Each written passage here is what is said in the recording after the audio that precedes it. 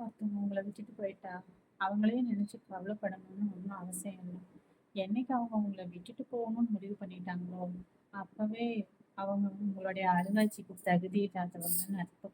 அப்ப தகுதி இல்லாத ஒருத்தருக்காக உங்க வாழ்க்கைய தயவு செஞ்சு கெடுத்துக்காதீங்க. ஏன்னா, உங்களுக்கானவரா இருந்தா உங்களோட இருந்திருப்பாங்க. அவங்க சொல்ற காரணம், சூழ்நிலை, சந்தர்ப்பம் ஏதாவது ஒண்ணு இருக்கும். ஆனா, அப்ப அந்த சூழ்நிலை சந்தர்ப்பங்கள் தாண்டி நம்மளோட இருக்க முடியாத ஒருத்தர் நமக்கானவரா இருக்கிறதுக்கு வாய்ப்பே கிடையாதுங்க. அதனால உங்களுடைய கண்ணீரை மட்டும் யாருக்காகவும் தயவு செஞ்சு சிந்திராதீங்க. ஏன்னு கேட்டீங்கன்னா, அந்த கண்ணீருக்கும் கண்ணீர் சிந்துறதுக்கும் ஒரு தகுதி வேணும் இல்லையா? தகுதியானவங்களுக்காக சிந்துற கண்ணீர் வந்து வைரத்துக்கு சமானம்.